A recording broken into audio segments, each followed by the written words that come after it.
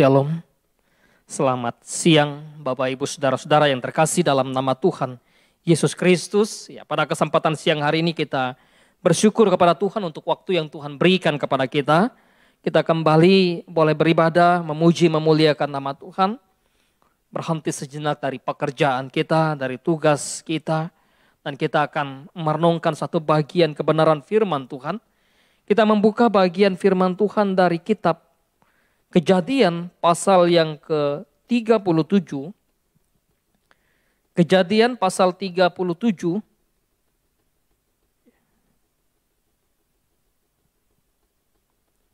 Ayat yang pertama sampai ayat yang ke-11. Saya akan bacakan firman Tuhan ini untuk kita. Bapak Ibu Saudara bisa memperhatikan di dalam Alkitabnya masing-masing. Adapun Yakub, ia diam di negeri tanah Kanaan. Inilah riwayat keturunan Yakub. Yusuf tatkala berumur 17 tahun, ia masih muda. Biasa menggembalakan kambing domba bersama-sama dengan saudara-saudaranya. Anak-anak Bilha dan Zilpa, kedua istri ayahnya. Dan Yusuf menyampaikan kepada ayahnya kabar tentang kejahatan saudara-saudaranya. Israel lebih mengasihi Yusuf dari semua anak-anaknya yang lain. Sebab Yusuf itulah anaknya yang lahir pada masa tuanya. Dan ia menyuruh membuat jubah yang maha indah bagi dia. Setelah dilihat oleh saudara-saudaranya bahwa ayahnya lebih mengasihi Yusuf dari semua saudaranya, maka bencilah mereka itu kepadanya dan tidak mau menyapanya dengan ramah. Pada suatu kali bermimpilah Yusuf, lalu mimpinya itu diceritakannya kepada saudara-saudaranya. Sebab itulah mereka lebih benci lagi kepadanya. Karena katanya kepada mereka, coba dengarkan mimpi yang kumimpikan ini. Tampak kita sedang di ladang, mengikat berkas-berkas gandum, lalu bangkitlah berkasku dan tegak berdiri. Kemudian datanglah berkas-berkas kamu sekalian mengelilingi dan sujud menyembah kepada berkasku itu. Lalu saudara-saudaranya berkata kepadanya, apakah engkau ingin menjadi raja atas kami? Apakah engkau ingin berkuasa atas kami? Jadi makin bencilah mereka kepadanya karena mimpinya dan karena perkataannya itu. Lalu ia memimpikan pula mimpi yang lain yang diceritakannya kepada saudara-saudaranya. Katanya, aku bermimpi pula, tampak matahari, bulan dan ke-11 dan 11 bintang sujud menyembah kepada aku. Setelah hal ini diceritakan kepada ayah dan saudara-saudaranya, maka ia ditegur oleh ayahnya. Mimpi apa mimpimu itu? Masakan aku dan ibumu serta saudara-saudaramu sujud menyembah kepadamu sampai ke tanah? Ayat yang ke-11, maka iri hatilah saudara-saudaranya kepadanya, tetapi ayahnya menyimpan hal itu dalam hatinya. Bapak Ibu Saudara-saudara yang terkasih dalam nama Tuhan kita Yesus Kristus, tentu cerita ini sangat familiar di dalam kehidupan kita atau kita dengar sudah berkali-kali barangkali ya. Apalagi kalau yang dari kecil sudah mengikuti sekolah minggu, pasti mendengar cerita ini bukanlah mendengar sesuatu yang asing. Tetapi hal yang sangat menarik yang ingin kita perhatikan di dalam bacaan kita secara khusus berkenaan dengan apa yang ingin kita pikirkan siang hari ini adalah hati-hati dengan iri hati. Saya percaya tidak ada dari antara kita yang tidak pernah iri hati. Kalau ada yang tidak pernah iri hati, barangkali kita dipertanyakan sebagai manusia yang normal. Sebagai manusia yang betul-betul memiliki satu perasaan, satu sikap, satu emosi yang ada dalam diri kita. Tetapi bagaimana dengan iri hati? Oleh sebab itu, ketika kita bicara tentang iri hati, maka bahwa sejatinya tidak ada manusia yang tidak pernah mengalami atau yang tidak pernah merasakan atau tidak pernah memiliki sikap iri hati. Walaupun mungkin sudah besar tidak pernah, tapi waktu kecil. Waktu bermain bersama dengan saudara, waktu masih kecil barangkali ketika orang tua, ayah, ibu lebih mengasihi, terlihat mengasihi saudara kita, ya barangkali kita akan merasa iri hati di sana. Pernah nggak merasakan hal yang demikian? Pasti pernah. Barangkali ya, kecuali yang tidak punya saudara. Oleh sebab itu kemudian itulah yang dialami oleh Yusuf ketika dia dikasihi, diperlakukan dengan luar biasa oleh ayahnya.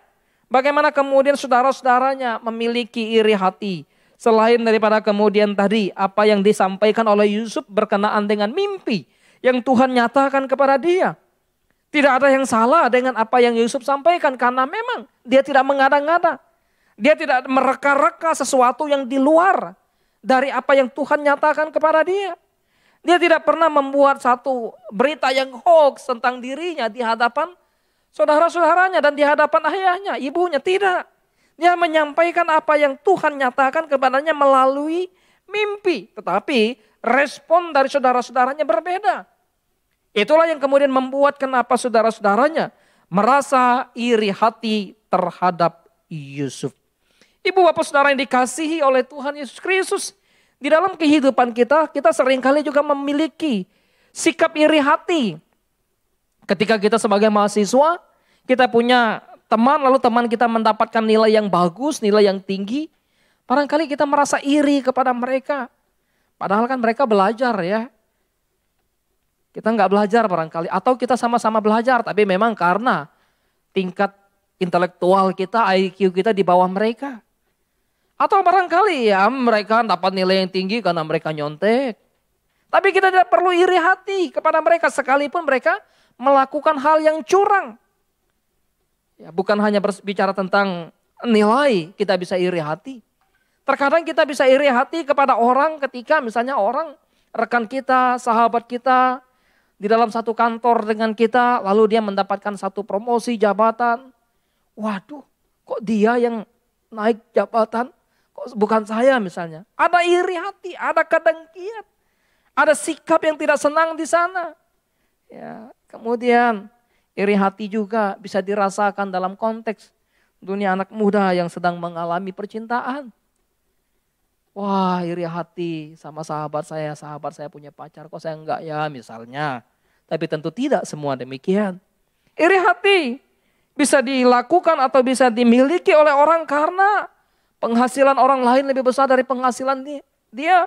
Iri hati bisa dialami atau bisa menjadi bagian dalam hidup orang, dalam hidup seseorang ketika dia melihat, waduh, mobil tetangga saya kok mewah, mobil saya kok biasa-biasa, waduh, rumah tetangga saya kok besar, bagus, rumah saya kok biasa-biasa, waduh, ya.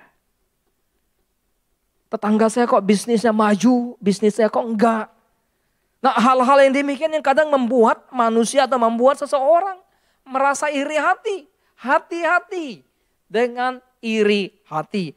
Oleh sebab itu menjadi sesuatu yang sangat menarik kalau kita memperhatikan ketika kita bicara iri hati memang ya. Istilah iri hati secara umum adalah sesuatu yang berurusan dengan emosi seseorang. Yang berurusan dengan emosi kita. Yang berurusan dengan emosi manusia. Perasaan yang tidak puas, perasaan yang tidak pernah merasa cukup, tidak pernah merasa puas terhadap kelebihan orang, terhadap kelebihan sahabat, terhadap kelebihan keluarga. Hal inilah yang kemudian yang dinyatakan oleh atau yang dialami oleh saudara-saudara Yusuf ketika mereka menyaksikan apa yang sebetulnya ayahnya kerjakan, ayahnya berikan, ayahnya nyatakan tentang bagaimana ayahnya mengasihi Yusuf, bagaimana ayahnya memerintahkan untuk membuat jubah yang mahal, jubah yang indah. Tetapi bukan hanya itu. Ya, oleh sebab itu kemudian hal-hal yang lain sebetulnya yang membuat mereka iri hati. Iri hati tidak mampu menerima keberadaan orang di sekitar yang lebih daripada kita. Baik itu berkenaan dengan nilai seperti yang saya katakan tadi kalau mahasiswa, kalau pelajar. Berkenaan dengan relasi, persahabatan, berkenaan dengan posisi, dengan harta, dengan prestasi, dengan nama, dengan perhatian, dengan kekuasaan, dengan kebahagiaan. Hal itulah yang kemudian membuat orang, kenapa manusia iri hati. Tetapi tentu ini bicara hal-hal umum. Tetapi tidak demikian juga dengan apa yang Alkitab tegaskan tentang bicara iri hati. Alkitab jelas mengatakan iri hati adalah buah atau akibat dari dosa. Sebagai natur manusia yang berdosa, maka ada pada manusia yang berdosa itulah sikap iri hati. Paulus dengan tegas berbicara kepada orang-orang di Galatia. Menyebut iri hati sejajar dengan penyembahan berhala, percabulan, keserakahan, perkataan-perkataan yang kotor dan tidak menguasai diri. Itu bagian dari perbuatan daging yang ada di dalam diri manusia yang berdosa. Sikap atau perbuatan manusia duniawi itulah yang digambarkan oleh Paulus ketika ia berbicara kepada orang di Korintus tentang iri hati. Ketika jemaat di Korintus mengalami atau memiliki sikap iri hati seorang terhadap yang lain, maka Paulus katakan, kamu adalah manusia duniawi. Kamu hidup secara duniawi karena kamu masih iri hati. Maka kalau ingin dibahasakan secara sederhananya, maka iri hati bukanlah ciri dari manusia yang hidup dalam spiritualitas yang baik, yang indah, yang harmonis dengan Allah. Oleh sebab itu hati-hati terhadap sikap iri hati. Iri hati bukan bersumber dari Allah. Iri hati bersumber dari dunia, bersumber dari manusia, bersumber dari hawa nafsu yang ada dalam diri manusia. Dan Yakobus menulis bagian ini, bahwa iri hati itu bersumber dari iblis, bersumber dari setan, bersumber dari kejahatan yang ingin menguasai, menaklukkan manusia, memperdaya manusia untuk tidak taat kepada Allah. Ya, malaikat iri hati, cemburu kepada Allah, ingin sama seperti Allah, sehingga kemudian dibuang dari hadapan Allah. Tidak terima dirinya kemudian jatuh, maka setan tentu mencari kawannya. Maka digodanya lah Adam dan Hawa. Diperlihatkanlah oleh setan, wah kamu kalau makan buah pohon pengetahuan yang baik dan yang jahat itu, kamu akan sama seperti Allah. Kamu tahu tentang sesuatu yang baik, tahu tentang sesuatu yang benar. Ya, maka terpengaruhlah Adam dan Hawa memiliki iri hati juga kepada Allah. Ya udah kalau begitu Allah tidak adil, barangkali berkata demikian. Kita juga mau sama seperti Allah. Ya, iri hati bukan berasal dari Allah, tapi iri hati berasal dari iblis, berasal dari kejahatan, berasal dari hati manusia yang sudah tercemar oleh dosa. Keinginan hawa nafsu yang ada dalam diri manusia. Oleh sebab itu, bicara sikap iri hati, maka sikap yang tidak menyukakan hati Allah, sikap yang tidak berkenan di hadapan Allah, sikap yang tidak memuliakan Allah. Itulah sikap iri hati. Oleh sebab itu, bagaimana dengan saya dan saudara? Adakah kita sebagai orang percaya yang katanya adalah murid Kristus, anak-anak Tuhan, dan bahkan pelayan Tuhan, masihkah kita memiliki iri hati? Sekiranya kita masih memiliki iri hati, mari kita bergumul dengan kebenaran firman Tuhan siang hari ini. Nah, sikap iri hati adalah sikap yang sangat berbahaya di dalam diri manusia. Bagaimana berbahaya? Kenapa berbahaya? Tentu. Bagaimana tidak? Karena bersumber dari iblis. Dan sesuatu yang bersumber dari iblis, sesuatu yang bersumber dari kejahatan, tentu membuat manusia untuk tidak hidup dalam takut akan Tuhan. Oleh sebab itu, bicara tentang iri hati, maka orang yang iri hati digambarkan oleh Alkitab sebagai orang yang hidup secara manusiawi, hidup secara duniawi, hidup tidak menyukakan Allah. Tadi kalau kita memperhatikan tulisan Paulus kepada jemaat yang ada di Korintus, orang yang iri hati digambarkan orang yang hanya mementingkan diri. Bagaimana tidak berbahaya? Karena dia tidak lagi melihat kepentingan orang lain. Dia tidak melihat lagi kepentingan sesamanya. Yang dia lihat adalah bagaimana kepentingan saya. Hidup yang berpusat pada diri. Yang melihat sesamanya barangkali bukan orang yang layak dikasihi. Melihat saudaranya bukan seseorang yang kemudian perlu dicintai. Melihat adik, melihat kakaknya, melihat abang, melihat orang tua, melihat anaknya. Bukan lagi melihat sebagai manusia yang perlu dikasihi. melihat mereka tak lebih daripada melihat seorang musuh yang perlu dibenci. Itulah yang digambarkan oleh Alkitab, kenapa iri hati berbahaya. Karena memang orang yang iri hati hidup mementingkan diri. Sementara sebagai orang percaya, kalau kita membaca tulisan Paulus, janganlah tiap-tiap orang hanya memperhatikan kepentingannya sendiri, tapi juga kepentingan orang lain juga. Hidup yang berpusat pada diri, itulah hidup orang yang memiliki sikap iri hati dan tidak menerima kelebihan yang ada pada orang lain. Kalau orang lain kaya, ya melihat orang lain kaya barangkali dia iri hati. Melihat orang lain pintar, bukannya belajar barangkali iri hati. Melihat orang lain sukses, pekerjaannya baik, pekerjaannya lancar, bukannya belajar dengan elegan, belajar dengan baik, belajar dengan teratur, tapi malah iri hati kepada mereka. Iri hati, sikap orang yang iri hati tentu ya selalu merasa kurang pada diri. Merasa kurang, waduh saya kurang dikasihi lah. Kok ayah kita Ishak, ayah kita Yakub tidak mengasihi kita ya. Ayah kita Yakub kok hanya mengasihi Yusuf saudara kita. Perasaan kurang dikasihi padahal mereka pun dikasihi. Perasaan kurang diperlakukan dengan baik padahal mereka diperlakukan dengan baik juga. Jadi orang yang iri hati adalah orang yang selalu melihat diri sebagai orang yang kurang. Ya, kurang dikasihi oleh orang tua lah. Kurang diperhatikanlah kebutuhan oleh orang tua. Kurang diperhatikan oleh sahabat lah. Kurang diperhatikan oleh pimpinan lah. Kurang diperhatikan oleh bos. Dan sebagainya, itu membuat diri seseorang kemudian menjadi orang yang terkadang bisa iri hati di sana. Merasa kurang. Orang lain kok dikasih lebih, saya kok dikasih sedikit, iri hati. Ya.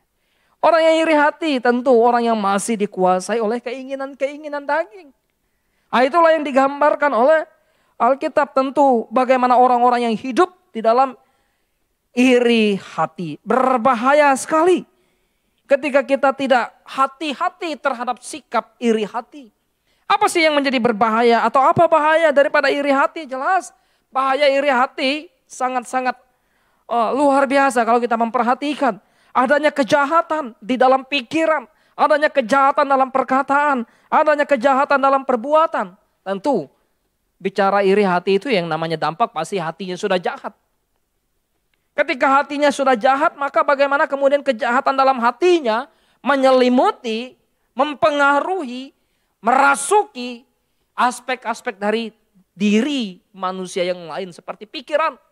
Maka saudara-saudara Yusuf berpikir bahwa waduh, apa yang harus kita pikirkan untuk membunuh, untuk membinasakan, untuk menjauhkan dia ini. Itulah pikiran yang muncul dalam diri saudara-saudara Yusuf kalau kita membaca keseluruhan kisah ini. Baik kisah-kisah selanjutnya. Maka bagaimana pikiran mereka, pikiran yang jahat terhadap Yusuf. Mereka tidak lagi melihat Yusuf sebagai orang yang baik. Mereka tidak lagi melihat Yusuf sebagai saudara mereka. Pikiran mereka, pikiran jahat, kalaupun perkataan mereka, perkataan yang manis itu hanyalah pura-pura. Bahkan pikiran perkataan mereka pun perkataan yang jahat kepada ayah mereka. Bagaimana tidak jahat karena mereka ternyata membohong ayah mereka. Kalau Yusuf dikatakan sudah dimakan oleh binatang buas. Bukankah itu perkataan-perkataan yang jahat, perkataan-perkataan yang tidak menyukakan hati Allah. Karena itu ketika iri hati muncul, iri hati dipelihara, iri hati dibiarkan, maka kerusakan total mempengaruhi seluruh kehidupan manusia. Dan kemudian teraktualisasi dalam perbuatan-perbuatan saudara-saudara Yusuf. Orang iri hati. Ketika dia iri hati, tidak menerima kekayaan, keberhasilan, kesuksesan orang lain. Dia bisa melakukan rancangan yang jahat terhadap orang yang tidak dia sukai. Saudara-saudara Yusuf bersekongkol untuk membinasakan Yusuf. Dampak daripada iri hati, bahaya iri hati adalah mengakibatkan kekacauan, mengakibatkan segala perbuatan-perbuatan yang jahat. Yakobus mencatat, di mana ada iri hati, di situ ada kekacauan. Di mana ada iri hati, Di situ tidak ada damai sejahtera. Di mana ada iri hati, di situ tidak ada sukacita.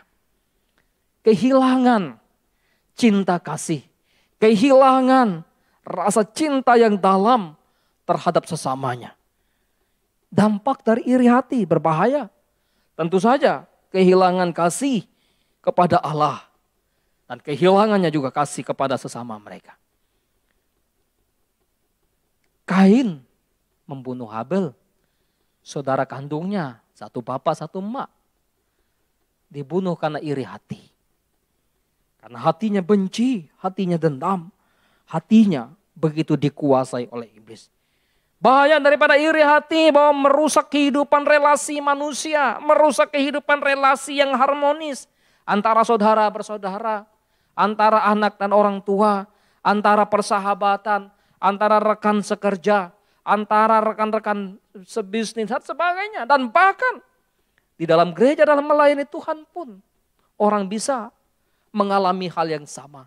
Ketika para pelayan Tuhan, umat Tuhan, gereja Tuhan membiarkan sikap iri hati di dalam diri mereka. Hidup menjadi egois dan sulit tentunya untuk mengucap syukur kepada Tuhan. Sulit tentunya untuk mengucap syukur ketika orang dalam atau dikuasai oleh sikap iri hati. Ya, kehilangan sukacita, kehilangan damai sejahtera. Karena dipengaruhi, dikuasai oleh keinginan-keinginan daging. Oleh sebab itu dampak daripada iri hati kemudian akan menjadi alat setan, akan menjadi alat iblis untuk menghancurkan kehidupan orang percaya, kehidupan manusia yang sudah mengenal dia. Oleh sebab itu hati-hati di dalam bersikap, di dalam menjaga hati. Ya, jangan sampai membiarkan sikap iri hati itu menguasai, membalut hati kita. Melingkupi hati kita.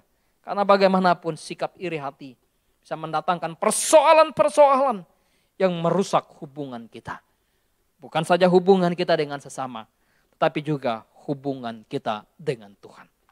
Karena berbahayanya iri hati, karena bisa merusak. Oleh sebab itu iri hati jangan pernah dibiarkan, jangan pernah dipelihara, tapi harus dikendalikan. Bagaimana kita mengendalikan sikap iri hati? Pertama bahwa jagalah hati. Karena berkenaan dengan iri hati, maka yang harus pertama kita jaga adalah sikap hati kita. Amsal mengatakan, jagalah hatimu dengan segala kewaspadaan. Dari situlah terpancar kehidupan. Bagaimana menjaga hati supaya hati tetap berpaut pada Tuhan. Bagaimana menjaga hati supaya hati tidak menjadi hati yang iri, tapi hati yang mengasihi, tapi hati yang mencintai. Hati yang peduli, hati yang menghormati, hati yang merendahkan diri. Karena itu bicara menjaga hati, maka bicara menjaga hati, instrumen terpenting adalah bagaimana membangun relasi kita dengan Tuhan. Jagalah hati kita dengan merenungkan kebenaran firman Tuhan. Jagalah hati kita dengan menundukkan hati di bawah kuasa otoritas firman Allah. Dan kalau sekiranya hati kita masih dikuasai oleh kejahatan, hati kita masih perlu ada iri di sana, ada dengki di sana, maka tanda bahwa keinginan-keinginan daging, keinginan dosa, perdaya iblis masih senantiasa ya, membelenggu kita, karena itu perlu pertobatan.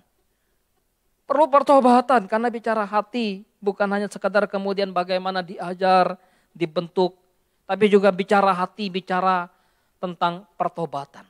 Perlu dilahirkan kembali. Perlu mengalami satu pembaharuan yang dikerjakan oleh Allah.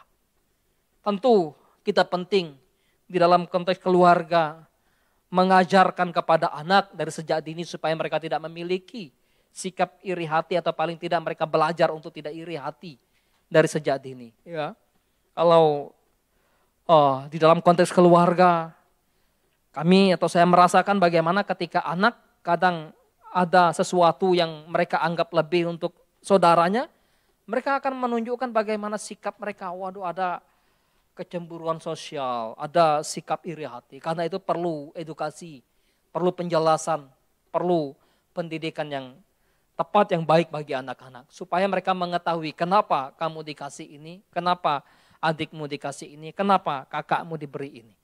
Supaya mereka kemudian hati mereka bisa lapang, bisa berbesar, bisa dengan rasa hati yang dalam menerima apa yang diberikan atau apa yang dilakukan oleh orang tua, oleh orang lain terhadap mereka.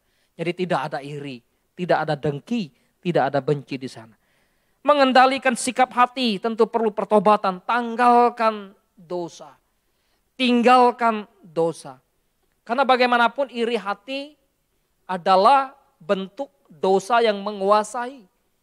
Ya, yang sejajar tadi saya katakan di dalam tulisan Paulus kepada orang-orang di Galatia.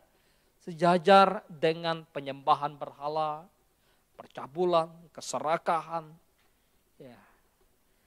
Oleh sebab itu kemudian bagaimana mengendalikan hati kita supaya hati tidak iri. Perlu dikendalikan. Ya perlu. Kenapa? Karena mesti mengendalikannya ya, mesti mampu melihat kelebihan orang lain sebagai sesuatu anugerah Tuhan bagi mereka. Saudara-saudara, Yusuf tidak mampu melihat kelebihan yang ada pada Yusuf yang Tuhan anugerahkan bagi Yusuf. Mereka tidak mampu melihat itu, karena itu mestinya mereka mampu atau mestinya mereka memiliki hati yang dalam, hati yang luas, hati yang besar, menerima anugerah Tuhan bagi Yusuf.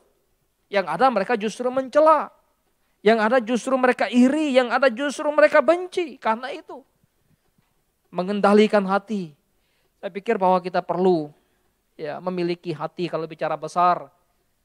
Milikilah hati yang besar. Kalau bicara dalamnya, milikilah hati yang dalam. Milikilah hati yang lebar, yang luas. Untuk melihat karya Allah dalam diri seseorang. Untuk melihat berkat yang Allah berikan kepada orang lain. Kenapa mesti iri? Kenapa mesti benci? Kenapa mesti curiga? Kalaupun mereka melakukan hal yang jahat untuk hal itu. Ya, kamu tidak perlu iri dengan cara orang fasik. Gitu yang Alkitab katakan ketika pemazmur menggambarkannya. Tidak perlu iri hati dengan cara yang curang yang dilakukan oleh orang-orang fasik di tengah-tengah dunia ini. Ibu bapak saudara-saudara yang terkasih, karena itu mengendalikan hati yang senantiasa berkenan kepada Tuhan. Perlu sekali kita lakukan. Jagalah sikap hati kita. Kendalikanlah sikap hati kita. Dan yang terpenting di dalam menjaga sikap hati, supaya sikap hati tidak iri, perlu kenapa? Karena itu bagaimana caranya? Serahkanlah hati untuk dikuasai, dipimpin, dituntun oleh Roh Kudus. Kalau kita memperhatikan tulisan Paulus, jelas ya, buah daging atau keinginan daging bertentangan dengan keinginan roh. Keinginan daging yang salah satunya tadi kita bahas ini adalah iri hati. Karena itu setiap orang yang telah menyalibkan segala hawa nafsunya, yang telah hidup dalam Kristus, yang telah membiarkan dirinya dipimpin oleh Roh Kudus, mereka mestinya hati mereka hidup dalam terang Roh Kudus, hidup dalam tuntunan Roh Kudus. Tidak perlu iri terhadap apa yang Tuhan kerjakan bagi orang lain. Penuhi hati kita dengan pikiran, perasaan, dengan segala sesuatu yang ada pada Kristus itu. Itulah yang Paulus sampaikan kepada jemaat Tuhan yang ada di Filipi. Dan tentunya kita perlu memberikan hati kita untuk diperintah oleh Kristus. Jangan biarkan hati kita diperintah oleh kuasa-kuasa kegelapan. Jangan biarkan hati kita diperintah oleh keinginan-keinginan iblis, keinginan-keinginan dosa, keinginan-keinginan daging yang ingin memperdaya diri kita. Tapi biarkanlah hati kita diperintah oleh Kristus. Dia yang memimpin hidup kita. Dia yang mengendalikan hidup kita. Karena itu bagian kita adalah bagaimana kita menyatakan, memiliki, dan juga memberikan cinta kasih. Hati yang peduli, hati yang mengasihi, hati yang memperhatikan. Bukan hati yang benci, bukan hati yang iri. Hati-hati terhadap iri hati. Berbahaya. Karena itu waspada, jaga hati jaga sikap, jaga hidup kita dengan terang kuasa Tuhan, dengan pimpinan Tuhan, dengan pertolongan Tuhan. Lewat perenungan kita akan kebenaran firman Tuhan. Lewat saat teduh kita, membaca Alkitab, berdoa, memohon Tuhan menjaga hati kita. Memohon Tuhan memimpin hati kita. Supaya kita tidak memiliki sikap hati yang iri terhadap orang. Ya, biarlah kebenaran firman Tuhan terus ingatkan kepada kita. Tidak perlu iri hati, sekali lagi saya katakan, kepada orang yang pintar. Mau pintar ya belajar. Tidak perlu iri hati kepada orang yang sukses dalam pekerjaan. Mau sukses, bekerja keras, bekerja bagus, bekerja jujur, bekerja setia. Tidak perlu iri hati kepada orang yang memiliki kelebihan. Tak kendaraan, tidak perlu. Ya, bekerja, bertanggung jawablah di hadapan Tuhan. Tidak perlu merasa iri hati kepada orang, wah dia punya rumah, saya nggak punya rumah. Nggak perlu iri hati. Bagian kita adalah bagaimana kita hidup, menjalani kehidupan yang taat, melakukan setiap tugas, tanggung jawab yang Tuhan anugerahkan kepada kita. Karena itu kuasai hatimu, kuasai hati kita. Biarlah dari sana terpancar kehidupan yang memimpin hidup kita. Dari waktu ke waktu di tengah-tengah dunia di mana kita ada. Tidak perlu iri hati kalau ada orang saat ini dapat bantuan. Wah, saya dapat bantuan loh. Kamu nggak dapat bantuan ya? Enggak, kenapa? Waduh kalau begitu saya iri hati deh sama kamu.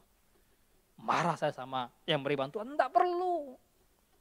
Ya, waduh saya dapat sembako nih, kamu tidak dapat sembako ya? Kok saya nggak dapat sembako misalnya? Jangan iri. Belas kasihan Tuhan itu lebih daripada cukup untuk memelihara hidup kita. Cara Tuhan memelihara hidup kita luar biasa. Iri hati hanya membuat hidup kita menjadi hancur. Iri hati hanya membuat hidup kita semakin kacau. Iri hati hanya membiarkan kesempatan bagi iblis untuk menguasai hati kita. Karena itu, perbanyaklah rasa bersyukur kepada Tuhan. Perbanyaklah rasa berterima kasih kepada Tuhan. Perbanyak dan perbesarlah cinta kasih kita kepada Tuhan. Dan ketika itu semua diperbesar, diperbanyak, maka rasa iri hati kita terkikis oleh karena kebenaran Tuhan yang hidup dalam kehidupan kita. Bila Tuhan menolong kita, Tuhan memimpin kita. Mari kita tundukkan kepala, kita berdoa kepada